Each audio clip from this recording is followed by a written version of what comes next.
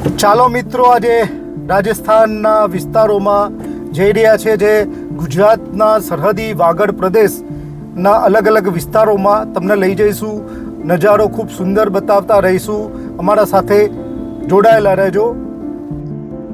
રાજસ્થાનની આ ધરતી પર એક એવો વિસ્તાર છે જ્યાં થોડા જ અંતરની સફરમાં તમને રામાયણ, મહાભારત, શિવશક્તિ, સૂર્યનારાયણ તેમજ ગણેશ ઉપાસનાના ચારેય સાથે જોડાયેલી આધ્યાત્મિક જગ્યાઓ જોવા મળે છે. કલ્પના કરો, એક એવી ગુફા જ્યાં પહાડની અંદર ઉતરતા જ પહાડની ગરમી વચ્ચે અચાનક ઠંડક અનુભવાય અને અંદર એક એવું જળકુંડ જેના પાણીના સ્ત્રોતને જોઈને કુદરતનું રહસ્ય વધુ ગાઢ બને. આ છે રામકુંડ. થોડું આગળ વધો તો આવે છે ભીમકુંડ. મહાભારતના ભીમ સાથે જોડાયેલી લોકમાન્યતા ધરાવતું એક શાંત અને કુદરતી સ્થળ. પછી આવે છે માતા ત્રિપુરા સુંદરીનું પવિત્ર ધામ, જ્યાં શક્તિ ઉપાસનાની પરંપરા આજે પણ જીવંત છે. અને આ આધ્યાત્મિક સફરના અંતે હાઈવે તરફ પરત ફરતા મળે છે તલવાડાનું ગણેશ મંદિર, જ્યાં વિઘ્નહર્તા ગણેશજી સાથે 7 ઘોડા પર સવાર સૂર્યનારાયણ ભગવાનના પણ દિવ્ય દર્શન થાય છે. એક સફર, 4 સ્થળો અને દરેક સ્થળની પોતાની એક અલગ કહાની. પણ સવાલ એ છે, રામકુંડની ગુફાની અંદર ખરેખર શું છે? ભીમકુંડના નામ ભીમ સાથે કેવી રીતે જોડાવું? ત્રિપુરા સુંદરીને આ વિસ્તારની શક્તિશાળી ધાર્મિક કેન્દ્ર કેમ માનવામાં આવે છે? અને તલવાડાના ગણેશજી આંબલિયા ગણેશ તરીકે કેમ કહેવામાં આવે છે? આ બધું જાણવા માટે ચાલો આજે અમારી સાથે નીકળીએ વાગડના આ અનોખી આધ્યાત્મિક સફર પર. અને તમે જોઈ રહ્યા છો સ્કાય સોઇલ, કુદરતની અનોખી સફર. આપણી સફરનો પહેલો પડાવ છે રામકુંડ. પહાડોની વચ્ચે છુપાયેલી કુદરતી ગુફા, અંદરનું જળકુંડ અને શિવલિંગ પર પડતી જલધારા, સાથે ભગવાન શ્રી રામના વનવાસ સાથે જોડાયેલી લોકમાન્યતા. બીજા નંબરમાં આવે છે ભીમકુંડ.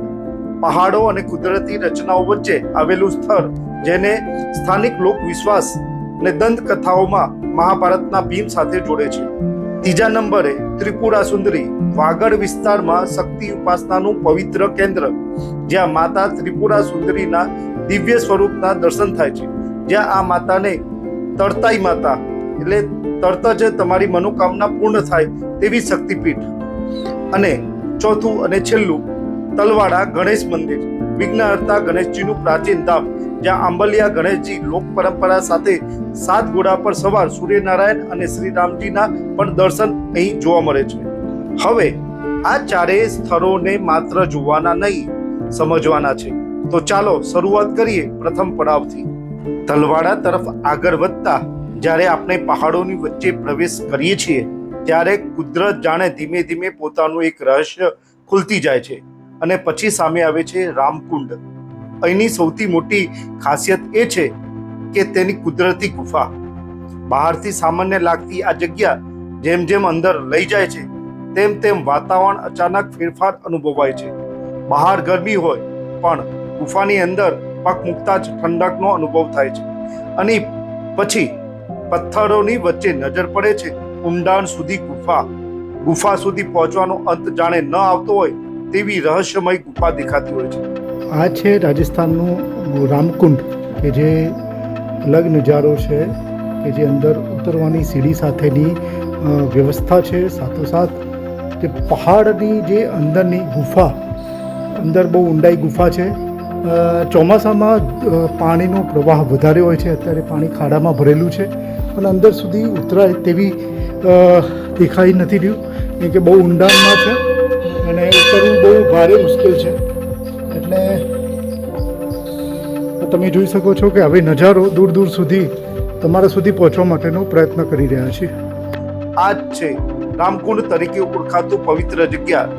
સવાલ અહીંથી શરૂ થાય છે કે અહીં ઉપરના પહાડનો ભાગ જાણે સુકાયેલી અને કોરો દેખાતો હોય તેવી, પણ અંદર પહાડની નીચે રહસ્યમય ગુફા. નીચે ઊંડાણના ભાગમાં પાણી આવે છે અને ક્યાંથી દૂરથી જોતા લાગે નહીં કે અહીં કોઈ મોટી ગુફા હશે. તેનું આનું રહસ્ય જોવા મળી રહ્યું છે. પરંતુ ગુફાની અંદર પાણીની હાજરી આ સ્થળને રહસ્યમય બનાવે છે અને આ પાણી વચ્ચે ભગવાન શિવની ઉપાસનાનું પવિત્ર સ્થાન દેખાઈ રહ્યું છે. શિવલિંગ પર પડતી પહાડની ટોચ પરથી ટપકતી જલધારા જાણે કુદરત દ્વારા થતો સતત અભિષેક હોય તેવું દ્રશ્ય સર્જે છે. અને કલ્પના કરો કે આ પહાડની અંદર છો તમે અને તમારી સામે શિવલિંગ છે અને ઉપરની પાણીની ધારા સતત વહે છે. આ અનુભવ રામકુંડ વિશેષ બનાવે છે. પરંતુ રામકુંડની ઓળખ માત્ર કુદરતી નથી. આ સ્થળ ભગવાન શ્રી રામ સાથે જોડાયેલી લોક માન્યતા માટે પણ જાણીતું છે. સ્થાનિક માન્યતા મુજબ વનવાસ દરમિયાન ભગવાન શ્રી રામ આ વિસ્તારમાં આવ્યા હતા અને અહીં રોકાયા હતા. આ વાતને ઐતિહાસિક પુરાવા તરીકે નહીં પરંતુ સ્થાનિક લોક માન્યતા અને દંતકથા તરીકે જોયું યોગ્ય છે. પરંતુ સદીઓથી ચાલી આવતી આ માન્યતાઓ રામકુંડ ભક્તિના એક અલગ જ રંગથી રંગી દીધું છે. અને જ્યારે ચોમાસું આવે ત્યારે આ આખો વિસ્તાર અહીં જીવંત થઈ જાય છે. પહાડો લીલાછમ, પથ્થરો પરથી વહેતું પાણી, ગુફાની અંદર ઠંડક અને આસપાસનું કુદરતી સૌંદર્ય. એવું લાગે છે કે કુદરતે પોતે જ અહીં મંદિર બનાવી દીધું હોય. પણ મિત્રો, આ તો આપણી સફળતાની માત્ર શરૂઆત છે. કારણ કે રામકુંડ પછી આપણે જઈ રહ્યા છીએ એવી જગ્યા તરફ જેનું નામ જ મહાભારતના એક શક્તિશાળી પાત્ર સાથે જોડાયેલું છે, જેનું નામ છે ભીમકુંડ. રામકુંડથી આગળ વધીએ અને પહાડોની વચ્ચે પહોંચીએ છીએ ત્યારે આવે છે ભીમકુંડ. અહીંનું વાતાવરણ રામકુંડથી થોડું અલગ જોવા મળે છે. અહીં તમને ભવ્ય બાંધકામ કરતાં વધુ કુદરતી પોતાની રચના જોવા મળે છે. પહાડ, પથ્થરો, પાણી અને શાંત વાતાવરણ. પરંતુ આ શાંતિની પાછળ પણ એક પ્રાચીન લોકકથા જોડાયેલી છે.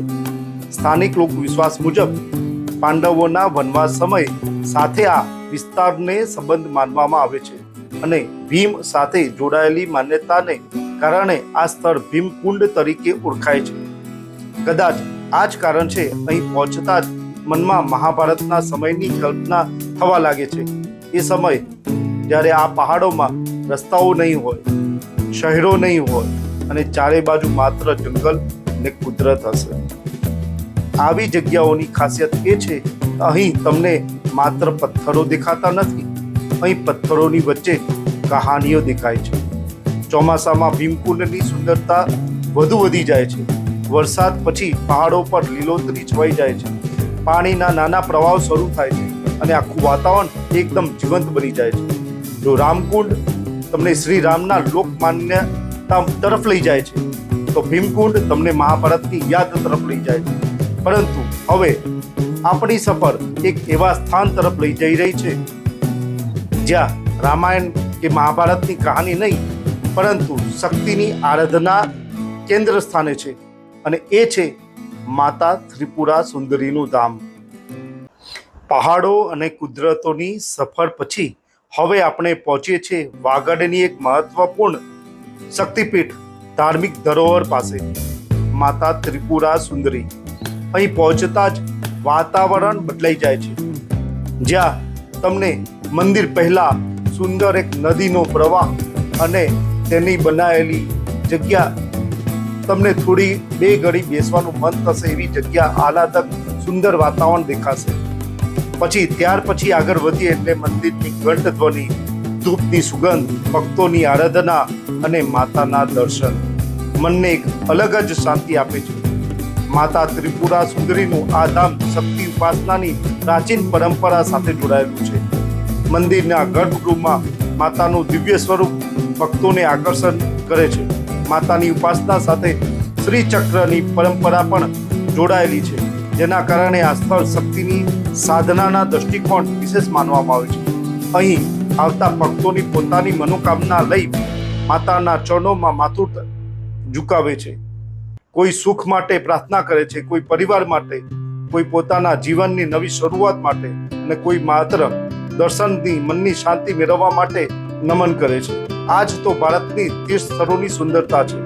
અહીં દરેક વ્યક્તિ પોતાની એક અલગ કહાની લઈને આવે છે અને માતાના દરબારમાં આવીને થોડી ક્ષણો માટે પોતાની ચિંતા ભૂલી જાય છે. ત્રિપુરા સુંદરીના દર્શન કર્યા પછી તમારી જો મનમાં જે પણ મનોકામના હોય તાત્કાલિક પૂરી થાય છે। તેથી અહીં તેને તરતાઈ માતા તરીકે ઓળખવામાં આવે છે, જે તરત જ તમારી મનોકામના પૂર્ણ કરે છે। त्रिपुरी त्वं जगन्माता त्रिपुरी त्वं जगत्पिता त्रिपुरी त्वं जगद्धात्री त्रिपुरायै नमो नमः। महात्रिपुर सुंदरी आप यम यम चिंतयते कामम तम तम प्राप्नोति निश्चितम। ये माँ की जीवित प्रतिमा है और जीवित प्रतिमा के साथ में आप जो भी मनोकामना, जो भी भक्त जो भी मनोकामना लेके आते हैं माँ अवश्य पूर्ण करते हैं। माँ के आए दिन जो भक्त हैं वो निरंतर चलते रहते हैं और यही नहीं, हमारे आवासीय क्षेत्र है डूंगरपुर बांसवाड़ा MP से और गुजरात क्षेत्र से इत्यादि उत्तर भारत की ओर से भी काफ़ी लोग यहाँ दर्शन के लिए आते रहते हैं और अब जो भी मनोकामना लेके आते हैं माँ अवश्य पूर्ण करती है। माँ के जो विग्रह है वो एक जीवित प्रतिमा है और विग्रह के चारों तरफ जो छोटी छोटी मूर्तियाँ जो विद्यमान हैं वह अश्वारूढ़ है। जो ललिता शास्त्र में माँ का आख्यान है अश्वारूढ़ अधिष्ठिता अश्व कोटि कोटि प्रवृता, ये माँ की संज्ञा है। तो इससे माँ का जो विग्रह है वो अद्भुत दिखता है। अष्टादश भुजामदश महालक्ष्मी स्वरूपिणी, माँ की भुजा 18 है और 18 भुजाओं में 18 आयुध से युक्त हैं। उनका जो वामांगी, उनके जो कह सकते हैं तो वाहन है वो शेर का है, वो भी उत्तर की ओर है, उत्तराभिमुख है। और माँ के विग्रह में जो श्रीयंत्र है, नीचे स्वर्ण का श्रीयंत्र, उसके ऊपर जो पौराणिक पत्थर का है और कमल के आसन पर माँ विराजमान है और कमल के ऊपर शेर और शेर पर अभय मुद्रा में माँ विराजमान है। तो माँ की एक अद्भुत छवि है और यहाँ से काफ़ी दर्शनार्थी, बाहर से काफ़ी लोग यहाँ दर्शन हेतु पधारते हैं। आने का रास्ता कौन सा है, कहाँ से आ सकते हैं? यहाँ ये आप बांसवाड़ा क्षेत्र का मध्य में स्थित है। यहाँ आप डूंगरपुर से तलवाड़ा से उमराई गांव है, वहाँ से आ सकते हैं। बांसवाड़ा से सीधा माता जी की ओर उमराई में आ सकते हैं। यहाँ तक अहमदाबाद से आप यदि कोई आना चाहे तो अहमदाबाद से डूंगरपुर से सागवाड़ा से सीधा माता जी के आने का रास्ता है। क्या नाम है? गणेश शर्मा। હવે આપણે યાત્રાનો અંતિમ પડાવ બાકી છે અને એ સ્થળ થોડું અલગ છે, કારણ કે અહીં ગણેશજી સાથે સૂર્યનારાયણ અને શ્રીરામજીના દર્શન થશે। ચાલો હવે જઈએ તલવાડા તરફ। ત્રિપુરા સુંદરીના દર્શન કર્યા પછી જ્યારે આપણે હાઈવે તરફ પરત ફરીએ છીએ ત્યારે તલવાડા નજીક એક સુંદર મંદિર પરિસર આપણું ધ્યાન ખેંચે છે। આ છે સિદ્ધિવિનાયક ગણેશજીનું પવિત્ર મંદિર। વાગડ વિસ્તારમાં ગણેશજીને અહીં આંબલિયા ગણેશ તરીકે પણ ઓળખવામાં આવે છે। સ્થાનિક પરંપરા મુજબ ગણેશજીની પ્રાચીન પ્રતિમા અને આંબલિયા વૃક્ષ સાથે જોડાયેલી એક લોકકથા આ નામ પાછળ હોવાનું માનવામાં આવે છે। સમય સાથે આ સ્થાન ભક્તોની આસ્થાનું કેન્દ્ર બન્યું અને આજે પણ અહીં મોટી સંખ્યામાં શ્રદ્ધાળુઓ દર્શન માટે આવે છે। जय श्री गणेश। ये सिद्धिविनायक गणेश मंदिर काफ़ी प्राचीन मंदिर है। ये बांसवाड़ा से करीबन 14 किलोमीटर की दूरी पे है। बांसवाड़ा डूंगरपुर हाईवे पे ये तलवाड़ा गांव में ये प्राचीन मंदिर स्थित है। ये गुजरात के सोलंकी वंश के राजा जयसिंह द्वारा ये इस मंदिर के गणेश जी की प्राण प्रतिष्ठा की गई थी और यहाँ मान्यता बुधवार और संकट चतुर्थी की विशेष मान्यता है और सुबह ये संकट चतुर्थी के यहाँ व्रत विशेष रूप से किए जाते हैं। प्रातःकाल में जो बुधवार और संकट चतुर्थी के ने समस्त भक्त यहाँ पैदल आते हैं और आरती प्रसाद ग्रहण करते हैं। इसके बाद वे घर पे जाके अन्न जल ग्रहण करते हैं। ये गणपति जी एक चमत्कारिक स्थान है जो इनको वागड़ क्षेत्र में यहाँ आमलिया गणेश जी के नाम से जाना जाता है। आमलिया गणेश जी क्योंकि ये गणेश जी 1200 साल पहले जो पूर्वज कहते थे कि इमली के वृक्ष के नीचे भगवान गणेश जी विराजमान थे। किसी संत महात्मा कोई सपने के रूप में भगवान ने कुछ संकेत प्रदान किए और गणेश जी की मूर्ति यथास्थान उनके ऊपर काफ़ी मली चढ़ी हुई थी। वो जो मली निकाल कर उनको बेणेश्वर धाम में विसर्जित किया नदी में, तब उनकी प्रतिमा संपूर्ण स्वरूप दिखाई दिया कि भगवान गणेश जी हैं। और अखंड दीपक, वर्षों से अखंड दीपक प्रज्वलित है और यहाँ पे शस्त्र मोदक आवर्तन का यहाँ विशेष अनुष्ठान किया जाता है। महीने में करीबन 20 दिन यहाँ शस्त्र आवर्तन का अनुष्ठान किया जाता है, जिसमें 1000 मोदक दुर्वा या लाजो द्वारा यहाँ विशेष गणेश जी की आराधना की जाती है। और आसपास में कौन कौन से मंदिर हैं? यहाँ इस परिसर में भगवान सूर्यदेव का मंदिर और श्री राम दरबार का मंदिर भी यहाँ विराजमान है। क्या नाम है? क्या नाम? कल्पेश उपाध्याय। और यहाँ एक नवीन मंदिर जहाँ भगवान परशुराम जी का मंदिर भी यहाँ बनने के लिए तैयारी है, जिनकी प्राण प्रतिष्ठा की जाएगी। ખાસ કરીને ગણેશજીને વિઘ્નહર્તા માનીને ભક્તો પોતાની મનોકામના સાથે અહીં આવે છે. પરંતુ આ મંદિરની એક બીજી ખાસિયત છે સૂર્યનારાયણ ભગવાન. આ જ પરિસરમાં અહીં 7 ઘોડા પર સવાર સૂર્યનારાયણનું સુંદર સ્વરૂપ જોવા મળે છે. 7 ઘોડા પ્રકાશ, ગતિ અને જીવન શક્તિનું પ્રતીક. સવારના સમયે સૂર્યનારાયણના દર્શન સાથે આ સમગ્ર પરિસરનું વાતાવરણ જાણે વધુ દિવ્ય બની જાય છે. આ ઉપરાંત અહીં શ્રી રામજીના સહિત અન્ય દેવસ્થાનો પણ અહીં જોવા મળે છે અને મંદિરની નજીક સુંદર તળાવ આખા પરિસરને વધુ મનમોહક બનાવી દે છે. કલ્પના કરો કે એક બાજુ પ્રાચીન મંદિર, બીજી બાજુ શાંત તળાવ સાથે સૂર્યનારાયણ અને મંદિરમાં ગણેશજીના દર્શન. આ ખરેખર એક સુંદર આધ્યાત્મિક વિરામ બની જાય છે. સ્થાનિક માહિતી અને પરંપરાઓ આ મંદિરની પ્રાચીન સાથે સોલંકી વંશના રાજા જયસિંહ સાથે પણ જોડાયેલું છે. બુધવાર અને સંકટ ચતુર્થી જેવા દિવસોમાં અહીં ભક્તોની વિશેષ ભીડ જોવા મળે છે. એટલે જો તમે તલવાડા તરફ આવો તો આ મંદિરને માત્ર રસ્તામાં આવતું મંદિર ગણીને આગળ ન નીકળી જશો. થોડો સમય કાઢજો, ગણેશજીના દર્શન કરજો, સૂર્યનારાયણને નમન કરજો અને તળાવ કિનારે થોડી ક્ષણો શાંતિથી બેસજો. કદાચ આ યાત્રાની સૌથી સુંદર યાત્રા યાદ આજ બની જાય. મિત્રો, આપણે ઘણી બધી જગ્યાએ એવી જગ્યાઓ ફરતા હોઈએ છીએ કે જ્યાં જોવાની જગ્યાઓ હજી બાકી હોય, ખૂણે ખૂણે ફરવાની હોય. ગુજરાત હોય, રાજસ્થાન હોય કે અલગ અલગ જગ્યાઓ અમે તમને બતાવતા રહીશું.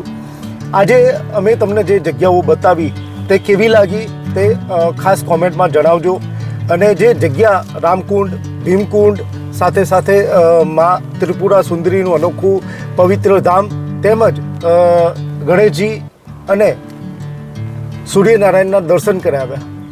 આ જગ્યા કેવી લાગી તે પણ જણાવજો. અને sky soil explore, discover and feel the story બાબતમાં જે પણ તમારા લગતા કોઈ કોમેન્ટ હોય તો જરૂર કરજો. ગુજરાત કે રાજસ્થાન કોઈ નવી અનોખી અને અજાણી જગ્યાની કહાની સાથે અમે તમને રૂબરૂ કરાવશું. ત્યાં સુધી અમને રજા આપશો. હું છું હિતેશ રાવલ. કુદરતને જુઓ, આસ્થાને અનુભવો, કહાનીઓ સાચો અને આપણી ધરોહરને જીવંત રાખો. નમસ્તે.